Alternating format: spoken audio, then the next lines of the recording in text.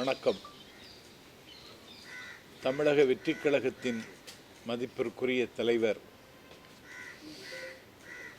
தம்பி விஜய் அவர்களை சந்தித்து பொன்னாடை அணிவித்து நீயும் முதல்வராகலாம் என்கிற புத்தகத்தை கொடுத்து தாவேக்காவில் இன்று என்னை நான் இணைத்து கொண்டேன். 6 ஆண்டு காலம் எந்த அரசியல் கட்சியிலும் என்னை இணைத்து கொள்ளாமல் திராவிட இயக்கத்தின் சொற்பொழிவாளர் என்று சொல்லி பெரியார் அண்ணா லட்சியங்களை பேசி வந்த நான் இன்றைக்கு தாவேக்காவில் இணைத்து கொண்டு நாடு முழுக்க தாவேக்காவினுடைய ஒரு பிரச்சாரகனாக பவனி வர தம்பி விஜய் என்னை அனுமதித்திருக்கிறார். என்னை பார்த்த நிமிடத்தில் நான் உங்கள் ஃபேன் என்று சொல்லி அவர் சொன்ன நிமிடத்தில் நான் மெய்சிலிர்த்து போனேன். இப்படி ஒரு அங்கீகாரத்தை தம்பி தருவார் என்று நான் எதிர்பார்க்கவில்லை. டெல்லி சுப்ரீம் கோர்ட் கரூர் துயரத்திற்கு சிபிஐ என்கொயரி என்று உத்தரவு போட்ட அன்று குமுதம் இணையதளத்திற்கு அலைபேசி வாயிலாக இது தாவேக்காவிற்கு கிடைத்த வெற்றி, கையறு நிலையில் கைவிடப்பட்டு கை பிசைந்து கண்ணீரோடும் கவலையோடும் இருக்கின்ற தாவேக்கா அடுத்த அடியை எப்படி எடுத்து வைப்பது என்று யோசித்து கொண்டிருக்கிற நிலையில் உச்சநீதிமன்றம் தாவேக்காவுக்கு ஒரு புதிய வாசலை திறந்து வைத்திருக்கிறது என்று நான் குமுதம் தமிழுக்கு சொன்னேன். அந்த நிமிடத்திலிருந்து அறிவாலயத்திலிருந்து எனக்கு காது கொடுத்து கேட்க முடியாத அளவிற்கு வசை சொற்களால் என்னை வசை மாறி பொழிந்தார்கள். தொடர்ந்து 5 நாட்கள் தஞ்சை மாவட்டத்தில் சுற்றுப்பயணத்திற்கு ஒத்துக்கொண்டிருந்தேன். அந்த நிகழ்ச்சியை ரத்து செய்தார்கள். 7-8 அறிவுத்திருவிழா என்கிற பெயரில் வள்ளுவர் கோட்டத்தில் காலத்தின் நிறம் கருப்பு சிவப்பு என்ற நூலை வெளியீட்டு விழாவும் 44 சொற்பொழிவாளர்கள் கலந்து கொண்ட 10 அமர்வும் வள்ளுவர் கோட்டத்தில் நடந்தது. ஒரு சொற்பொழிவாளரை தேர்ந்தெடுக்க வேண்டுமென்றாலும் முதல் இடத்தில் நிற்கிற தகுதியில் இருப்பவன் இந்த எளியவன் நாஞ்சில் சம்பத். என்னை திட்டமிட்டு நிராகரித்தார்கள். அதற்கு பிறகு தம்பி உதயநிதியினுடைய பிறந்த நாளை கொண்டாடுவதற்கு ஒரு திங்களுக்கு முன்னாலே என்னிடத்தில் தேதி பெற்றிருந்தார் வடசென்னை கிழக்கு மாவட்ட கழகத்தின் செயலாளர், வானமளவு வாஞ்சி என் மீது பொழிகின்ற அறநிலையத்துறை அமைச்சர் சேகர்பாபு. அந்த நிகழ்வில் கடந்த 28ஆம் தேதி கொரட்டூரில் வந்து நான் பேசினேன். அந்த நிகழ்வில் அண்ணன் ஜெகத் ரட்சகன், இயக்குனர் கரு பழனியப்பன், திராவிடர் கழகத்தினுடைய துணை பொதுச் செயலர் மதிவதினி ஆகியோர் கலந்து கொண்டார்கள். அந்த நிகழ்விலேயே கரு பழனியப்பன் என்னை நக்கல் செய்தார், நையாண்டி புரிந்தார். அதற்கு 5 நாளைக்கு முன்னால் திராவிட இயக்க தமிழர் பேரவை தலைவர், நான் பெரிதும் மதிக்கின்ற அண்ணன் பேராசிரியர் சுபவி, திமுக மேடையிலேயே என்னை குறைத்து பேசினார். நான் மனதளவில் உடைந்து போனேன். ஏன் இப்படி வசைப்படுகிறார்கள்? நான் அவர்களிடத்தில் ஒன்றும் கேட்கவில்லை. கேட்டாலும் ஒரு சைக்கிள் கூட தரமாட்டார். எந்த பரிந்துரைக்கும் நான் அவர்களிடத்திலே போய் நிற்பதும் இல்லை. ஏதோ 4 கூட்டங்கள் பேசி என்னுடைய நாட்களை நகர்த்தலாம் என்று பார்த்தால் என்னுடைய வயிற்றில் அடிப்பது மாதிரி என்னுடைய நிகழ்ச்சிகளை ரத்து செய்தது எனக்கு மிகுந்த வலியை தந்தது. தந்தி டிவி மக்கள் மன்றத்தில் விஜய் சரியான திசையில் பயணிக்கிறாரா என்ற ஒரு தலைப்பில் பேசுவதற்கு என்னை அழைத்த பொழுது விஜய் சரியான திசையில் பயணிக்கிறார் என்று மக்கள் மன்றத்தில் நான் உரையாற்றினேன். அந்த நாளிலிருந்து எனக்கு நெருக்கடியும் வசையும் மிரட்டலும் அதிகமாகவே வந்து கொண்டிருந்தது.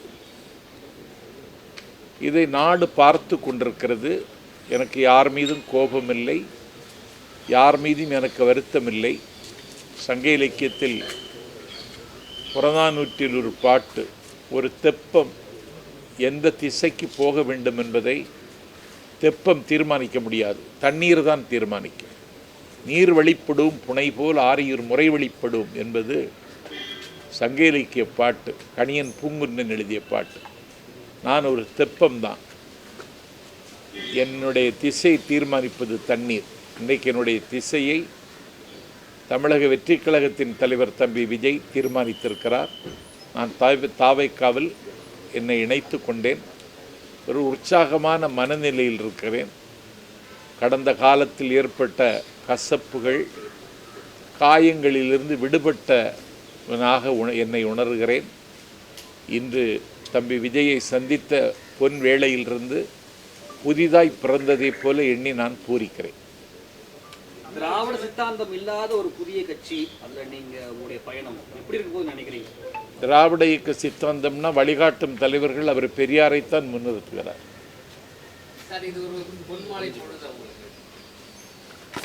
அதை விட அதிகமாக ஏதாவது இருக்கா? அப்படி ஒரு பொழுது. ஏன்னா அவர் பெரியாரைத்தான் முன்னிறுத்துகிறார். பெரியாருக்கு காவி உடுத்தி, காவி சாயம் பூசி, பெரியாரை பேசக்கூடாதென்று சங்கிகள் அரசியல் அதிகாரத்தோடு தமிழ்நாட்டில் அழிச்சாட்டியம் செய்கிற காலத்தில் புதிதாக தொடங்கிய ஒரு அமைப்பிற்கு வழிகாட்டும் தலைவர், கொள்கை தலைவர் என்று பெரியாரை தம்பி விஜய் முன்னிறுத்தினார். பாபா சாஹிப் அம்பேத்கர் இந்தியாவினுடைய அரசியல் சட்டத்தை ஆக்கி தந்தவர். அவர் பட்ட பாடுகளும் அவர் சுமந்த சிலுவைகளும் சொல்லி மாள முடியாது. அவரையும் கொள்கை தலைவராக ஏற்றுக்கொண்டார். அதை தாண்டி எனக்கு ரொம்ப மகிழ்ச்சி, பெருந்தலைவர் காமராஜர் அவர்களை குலக்கல்வி திட்டத்தை சக்கரவர்த்தி ராஜகோபாலாச்சாரி கொண்டு வந்த பொழுது 6000 பள்ளிகளை அன்னை தமிழகத்தில் திறந்து 9 ஆண்டு காலம் இந்தியாவின் விடுதலைக்காக சிறையிருந்து 9 ஆண்டு காலம் தமிழ்நாட்டின் முதலமைச்சராக இருந்து த காமராஜ் பிளான், நேரு ஒப்புக்கொண்ட அந்த பிளானை தந்த, இந்தியாவில் 2 பிரதமர்களை தீர்மானித்த கிங் மேக்கர் காமராஜரையும் கொள்கை தலைவராக ஏற்றுக்கொண்டார். கை குழந்தையோடு விடுதலை போராட்டத்தில் கராகரத்துக்கு சென்ற அஞ்சலை அம்மாளையும், இந்தியாவினுடைய விடுதலை போரில் முத்துவிடகநாதர் என்கிற தன்னுடைய மணாளன், சிவகங்கை சீமையின் மன்னன், காளையார் கோவில் என்கிற கானப்பேல் சிவன் கோவிலில் பட்ட பகலில் கொல்லப்பட்ட பொழுது மாலை சூட்டிய மணாளன் இறந்துவிட்டான் என்ற ஈர செய்தி கேட்டு கோவிலுக்கு நேராக சென்று கொல்லப்பட்டு கிடக்கிற முத்துவிடகநாதர் என்கிற மணாளனுடைய அந்த இரத்தத்தை நெற்றியில் பூசி விருப்பாச்சி வரைக்கும் நடந்தார் வேலு நாச்சியார். அன்றைக்கு ஹைதர் அலி 4000 போர் வீரர்களை கொடுத்து விருப்பாட்சியிலிருந்து சிவகங்கை வந்து வெள்ளை ஏகாதிபத்தியத்தினுடைய 6 கால்களை வெட்டி சாய்த்து சிவகங்கை மீட்ட வேலு நாச்சியாரையும் அவர் கொள்கை தலைவராக ஏற்றுக்கொண்டிருக்கிறார். இப்பொழுது அவர் பிரச்சாரம் என்று சொல்லி வீதிக்கு வருகிற பொழுது 1967 நிலத்திமிங்கலங்கள், பண்ணை பிரபுக்கள், ஆலையரசர்கள் கையில் இருந்த காங்கிரஸ் ஆட்சிக்கு முடிவு எழுதிய அறிஞர் அண்ணாவையும் 1977 ஆட்சி மாற்றத்திற்கு அகரம் எழுதிய மக்கள் திலகம் எம்ஜிஆரையும் அவர் அடையாளப்படுத்துகிறார். ஆகவே தமிழ்நாட்டில் என்னை பொறுத்தவரையில் பேசுவதற்கு நிறைய செய்திகள் இருக்கிறது. இனிமேல் பரபரப்பாக இருக்கு. விஜய் என்ன செய்வார் என்ற நம்பிக்கையில நீங்க திராவிட மேடைகளில் உங்களுக்கு ஏற்பட்ட புறக்கணிப்பு, அவமதிப்பு தான் காரணமா, இல்ல விஜயை பத்தி நீங்க பேசுறது பிற்பாடு இந்த அவமதிப்பு ஏற்படுது? இல்ல, நான் 6 வருஷம் எந்த கட்சியிலையும் சேராம தான் இங்க வந்தேன் தம்பி. 6 வருஷம் நான் எந்த கட்சியிலையும் சேராம தான் இங்க வந்தேன். போதும்னு நினைச்சேன். ஏதோ 4 கூட்டங்கள், நான் ஒரு ஒரு தமிழ்நாட்டினுடைய தலை சிறந்த சொற்பொழிவாளர்களை வரிசைப்படுத்தினா நான் அதில் முதலிடத்தில் இருக்கிறவன். நான் இயங்க வேண்டும். என்னை முடக்கி வைத்திருக்கிறார்கள். இன்றைக்கு இயங்குவதற்கான வாய்ப்பை தம்பி விஜய் தந்திருக்கிறார். மதிமுக தேமுதிக வந்து திராவிட பெயர்கள் இருந்த கட்சியிலே பயணிச்சுட்டு இருந்தீங்க. தேமுதிக பயணிகளையே ஆதரவு தெரிவிச்சு இல்லையே. மதிமுக சரி அதிமுக சொல்லிட்டு திராவிட கட்சிகள் பெயர் உள்ளதே பயணிச்சுட்டு இருந்தீங்க. இப்போ திராவிடம் இல்லாத ஒரு கட்சியில வந்து இணைஞ்சிருக்கீங்க. எப்படி பார்க்கணும்? திராவிடம் இல்லைன்னு யார் சொன்னா உங்கள்கிட்ட? பெயர்ல இல்லை. பேரில் இல்லை. தமிழகம் இருக்குல்ல, அது போதும். எப்படி எப்படி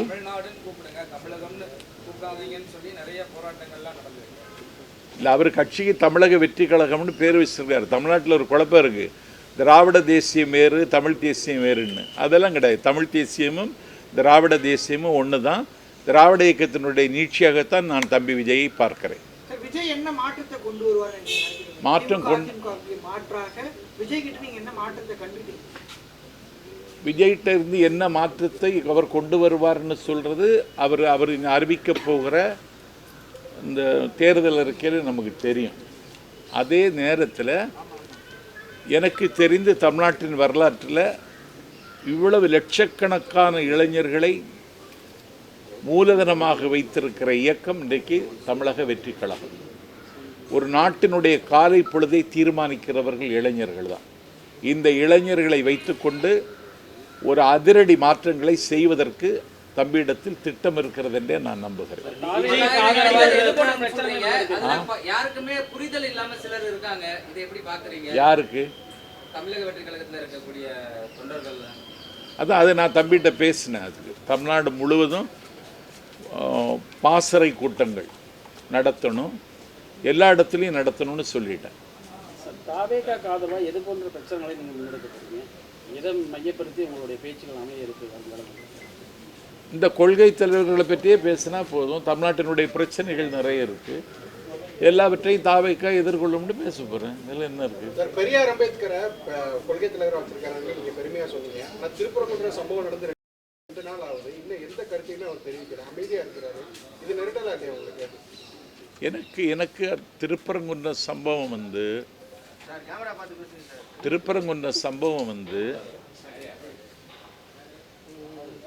ஏன் விஜய் பேசலைன்னு நான் அவர்கிட்ட கேட்கல. ஆனால் பேசாமல் அவர் இருப்பது ஒரு வகையில் நல்லது. ஏன்னா திருப்பரங்குன்றம் சம்பவத்தை வைத்து குன்றம் எங்களுக்கு, குமரன் எங்களுக்கு என்று சொல்லுகிறவர்கள் ஒரு கலவர அரசியலுக்கு கைகால் முளைக்க முடியுமா என்று யோசிக்கிறார்கள். இதில் ஒரு தரப்புக்கு ஆதரவாகவோ ஒரு தரப்புக்கு எதிராகவோ கருத்து சொல்லாமல் இருப்பது விஜய் பொறுத்தவரையில் அவருக்கு நல்லது.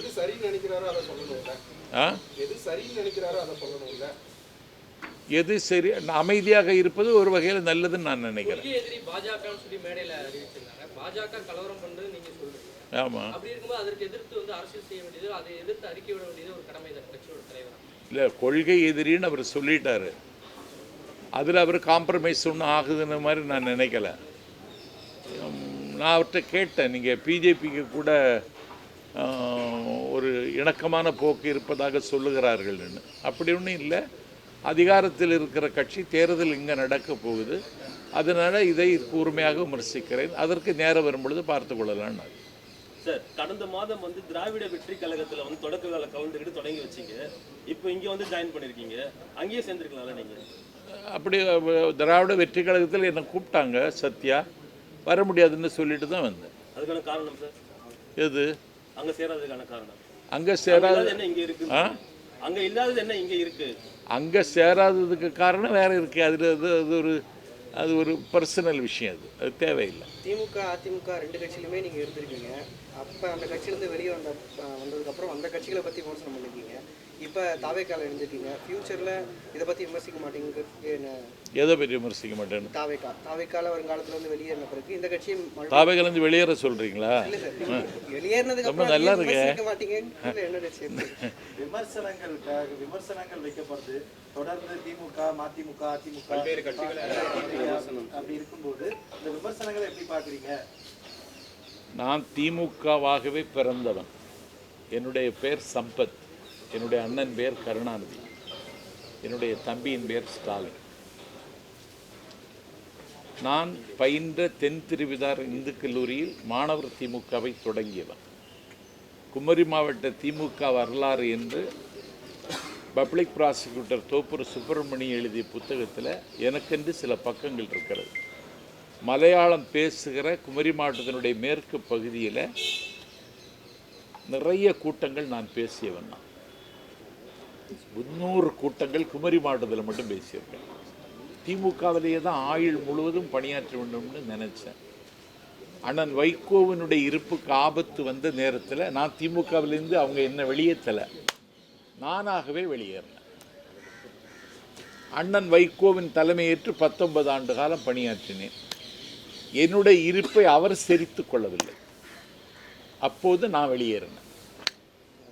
அண்ணா திராவிட முன்னேற்றக் கழகம் எனக்கு ஒரு அடைக்கலம் தந்தது. ஏன்னா எனக்கு கொலை செய்கிற அளவுக்கு சில திட்டம் போட்டார்கள். அந்த அம்மாவிடத்தில் நான் போய் சேர்ந்தேன். அதற்கு பிறகு அவருடைய மறைவிற்கு பிறகு எடப்பாடி தலைமையை நான் ஏற்றுக்கொள்ள விரும்பலை. சசிகலா அம்மா கூட பயணிக்கலான்னு நினச்சேன். அதுக்கு முன்னே அவங்க செயலுக்கு போனாங்க. டிடிவி தினகரனுக்கு கூட கொஞ்ச நாள் பயணித்தேன். அவர் திடீர்னு அம்மா மக்கள் முன்னேற்ற கழகம்னு என்னமோ சொன்னார். அண்ணாவும் இல்லை திராவிடமும் இல்லைன்னு வெளியேறும், வேற ஒன்றும் இல்லை.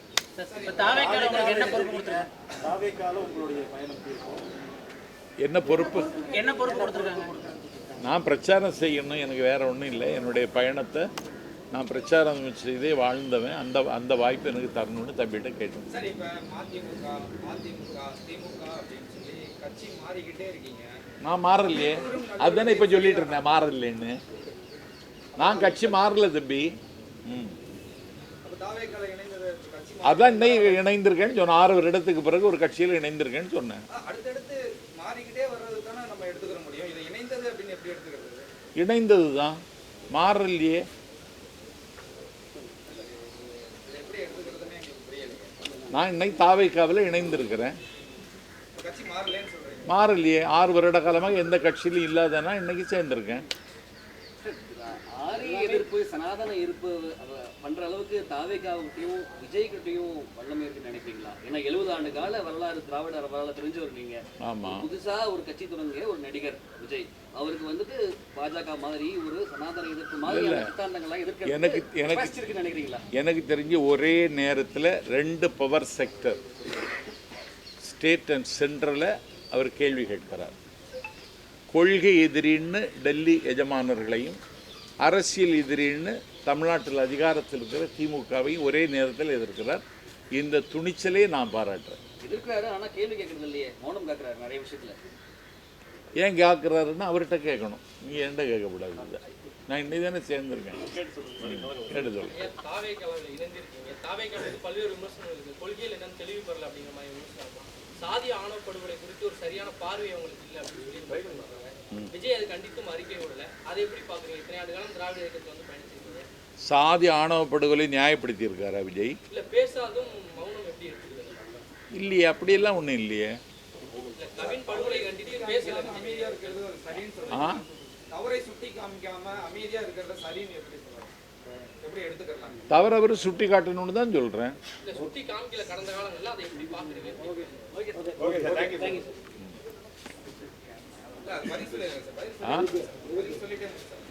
சொல்லுங்க.